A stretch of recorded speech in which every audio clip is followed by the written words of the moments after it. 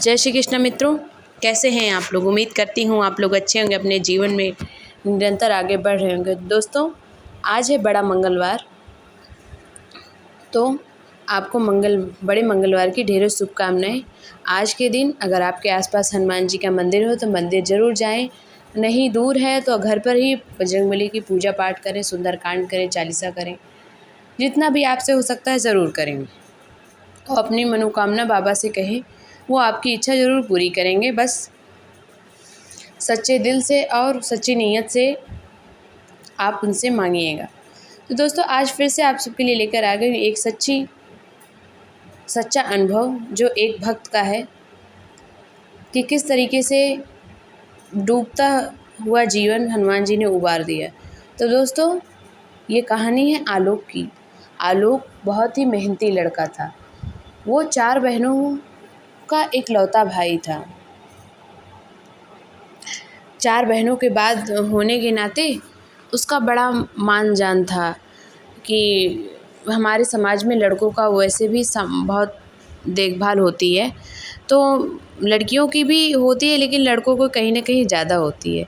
तो वही आलोक के माँ बाप भी सोचते थे कि अगर हमारे लड़का नहीं होगा तो हमारा आगे नाम कैसे चलेगा। तो उसकी माँ 9 दिन की नवरात्रि रहती थी, जिसके माता रानी की कृपा से उनको एक बेटा हो गया। आलोक बचपन में थोड़ा बीमार रहता था, लेकिन दवा ववा देने पे, डॉक्टर को दिखाने पे ठीक हो जाता था। धीरे धीरे आलोक पढ़ाई में भी ठीक ठाक था। बहुत पैसे नहीं थे लेकिन जितना पढ़ा पाए पढ़ाया उन्होंने। फिर वो कुछ बड़ा हुआ, बहनों की शादी करनी थी। एक बहन की तो शादी उसके पिताजी ने कर दी थी, लेकिन घर के हालात अच्छे नहीं थे, तो आलोक 12th तक ही पढ़कर ज़्यादा नहीं पढ़ पाया। वो चला गया बाहर कमाने, गुजरात वो कमाने के लिए चला गया और वहीं पे कमाने लगा। जितने पैसे इकट्ठे होते अपने माँ बाप को देता। धीरे धीरे उसकी सभी बहनों की शादी हो गई। फिर आलोक की भी उम्र शादी की हो गई, तो माँ बाप ने सोचा क्यों ना इसकी भी शादी कर दी जाए। आलोक की शादी एक ठीक ठाक लड़की से देखकर हो गई। सब कुछ सही चल रहा था, लेकिन कहते हैं ना, परेशानियां बताकर नहीं आती। आलोक के जीवन में भी यही हुआ।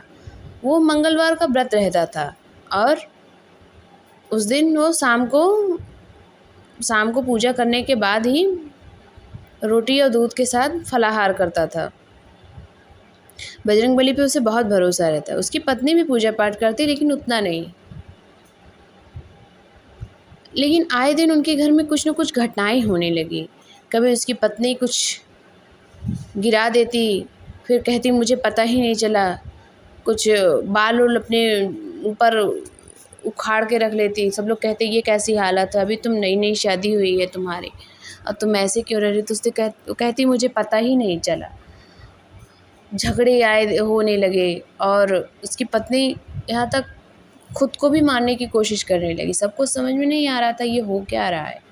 फिर एक पंडित को दिखाया गया। उसके पंडित ने कहा कि तुम्हारी पत्नी को शादी के समय या उसके पहले ही कुछ नकारात्मक ऊर्जाएं हैं जो उसके पीछे पड़ी हैं और उसी का प्रभाव तुम्हारे पूरे परिवार पे है। पूजा पाठ कराया गया, लेकिन उसका असर कुछ ही दिन, जब घर तक रहते सही रहता, फिर पता चला उसकी पत्नी माँ बनने वाली है।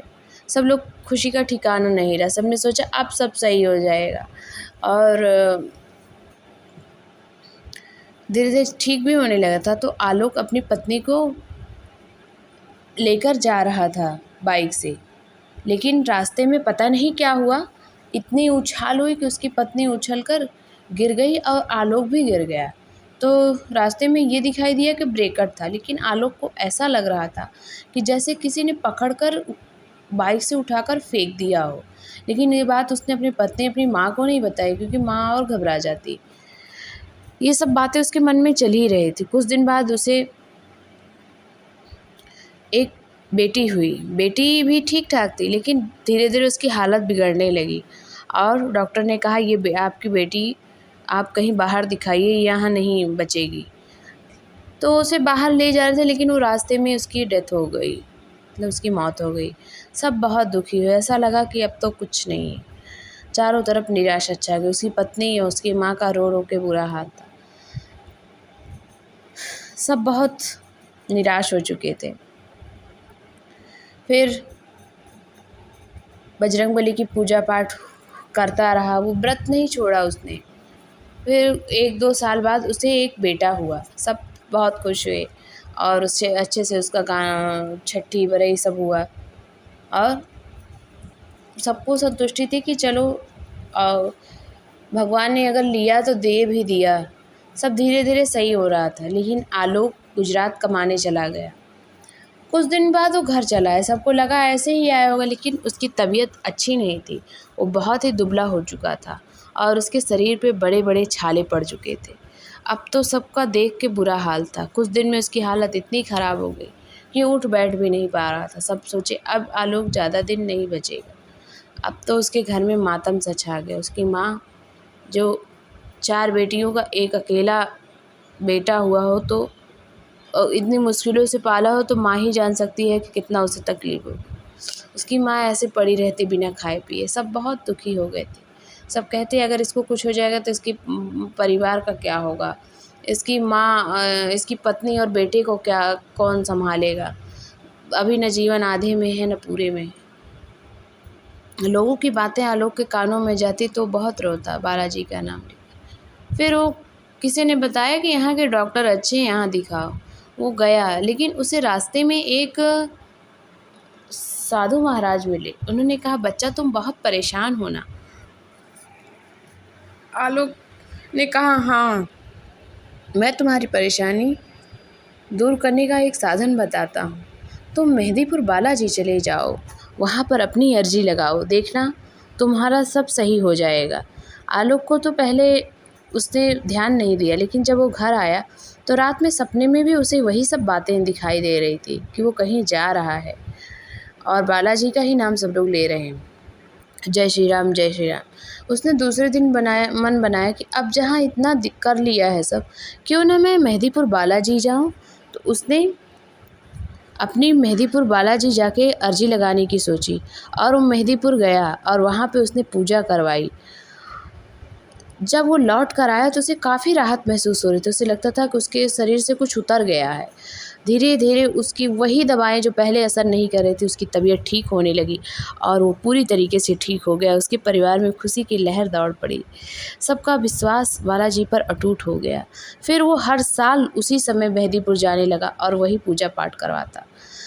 उसे बालाजी पर बहुत यकीन था। कहीं न कहीं वो मंगलवार का व्रत रहता था और उसे मेहंदीपुर जैसी जगह और बालाजी के मंदिर का नहीं पता था। लेकिन बालाजी कहते हैं ना, अपने भक्त को रास्ता दिखाने आ जाते हैं वो किसी न किसी रूप में। वो उसे मेहंदीपुर बुलाना चाहते थे क्योंकि उसे वो ठीक करना चाहते थे। अपने भक्त को, परिवार को बिगड़ते हुए, अपने भक्त को इस तरह तिल-तिल के मरते हुए तो बालाजी एकदम नहीं देख सकते। तो दोस्तों, मेहंदीपुर जाते ही जैसे आलोक की परेशानी दूर हुई, वैसे मैं प्रार्थना करती हूँ सभी भक्तों की दूर हो। जो नहीं जा पा रहे हैं वो घर से ही उनके दर्शन करें और उनसे प्रार्थना करें।